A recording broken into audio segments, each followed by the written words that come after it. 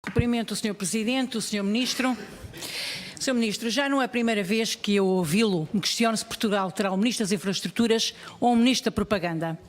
Durante estes 4 anos tivemos sempre os cenários cor-de-rosa, desfasados da realidade, sempre muitas promessas, muitas desculpas para a ineficiência, culpabilizando o passado, esquecendo que nos últimos 20 anos 13 foram de gestão socialista. Os senhores governaram num ciclo económico de expansão, num país que tinha saído da troika, mas que estava a crescer. Ambicionávamos mais rendimentos, ambicionávamos mais crescimento, ambicionávamos mais investimento. Infelizmente essa não foi a realidade. No final da legislatura percebemos que em vez de termos convergido com a Europa, divergimos. No final da legislatura percebemos, e os rastros da competitividade mostram-nos isso, percebemos que em vez de termos tido mais investimento público como os senhores prometeram, temos os serviços cada vez mais degradados. Os senhores desperdiçaram uma oportunidade de melhorar as condições de vida dos portugueses. Prometeram muito, anunciaram ainda mais, mas de facto por vezes questiono-me se temos um ministro, se temos um governo que governem ou se temos de facto uma agência de fake news, ou seja, agências noticiosas. Prometeram coesão territorial, reforço da descentralização, execução de fundos comunitários, mas na prática o que tivemos foi a utilização de verbas que deviam ser para as regiões de convergência em Lisboa e Porto. Prometeram aumentar o investimento público, mas na verdade em 2016 e 2017 investiram menos do que o governo anterior. Em 2015 investiram menos de 1.640 milhões de euros do que se tivessem mantido o ritmo de 2015. Por isso hoje temos os piores serviços públicos, da saúde aos transportes. Vamos a casos concretos. A Ferrovia 2020 reprogramou o programa em 2016, fez promessas e anúncios sem fins. Apesar disso, olhamos para a realidade e percebemos que apenas 9% está em execução.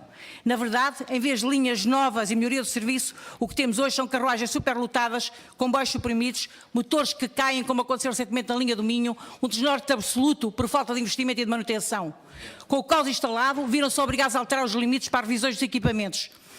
Antes a revisão era feita aos 1.750.000 quilómetros, passou a ser feita aos 2 milhões de quilómetros. O senhor pode garantir que as condições de segurança estão asseguradas? Tem vindo a anunciar sucessivamente a compra de comboios. Questiono, o anúncio já foi publicado para o concurso, qual o ponto de situação? Qual o ponto de situação? O senhor anunciou, mas eu ainda não vi o anúncio publicado. Portanto, diga-me quando foi publicado e ponto de situação em que está. Outra situação gritante tem a ver com a coesão territorial. Quando os senhores lançam um programa de incentivo ao uso de transportes públicos, destinam 87 dos 104 milhões disponíveis para Lisboa e Porto. Como é que o senhor Ministro explica esta injustiça? Mais, o senhor sabe, por exemplo, que Coimbra só tem uma linha urbana com tarifas urbanas para a Figueira da Foz, que as pessoas de Coimbra pagam mais para Aveiro do que de Aveiro pagam para o Porto? Quando corrige esta situação? Nos transportes aéreos, como vimos ainda na intervenção inicial desta manhã, o caos é a mesma, a situação é a mesma, falta de estratégia do Governo, muitas perguntas por parte de quem ouvimos nesta comissão em relação ao facto ao qual vai ser o projeto, qual o ponto de situação. Recentemente vimos novos anúncios do Sr. Ministro. Estes anúncios em relação aos aeroportos dizem o seguinte: o Governo admite base aérea de Montreal como aeroporto civil. Gostávamos de saber também se isto de facto é verdade ou se é mais um anúncio pomposo do Governo, dado que quando olhamos para o Plano Nacional de Investimentos não vimos esta situação. É um investimento importante pelo qual o PS tem debatido, gostava que me informasse. Olho para a minha região, vejo anúncios sucessivos. O ramal da Lousã, que o senhor ainda há bocado referiu, a A13 interrompida em Coimbra, que devia ligar ao IP3, que era fundamental para a região. O IC6, anúncios sucessivos por parte do senhor Ministro, em 2016, em 2017, a dizer que vai arrancar, mas o que é certo é que ainda não arrancou. A 342, a falta de uma estrada condigna para a Pampilhosa da Serra, a ligação entre Castelo Branco e Termas Monfortinho. Perante a falta de investimento aqui demonstrada, esperávamos que o Governo tivesse a humildade de reconhecer que era possível fazer mais. Em vez disso, estamos em ano eleitoral e vem à pressa apresentar o PNE 2030. Um plano que devia ser estratégico, mas que aparece do nada, praticamente sem debate público, para servir de mote ao Governo para fazer campanha eleitoral. Um plano que anuncia milhões, mas que não explica, não concretiza, não coloca no tempo.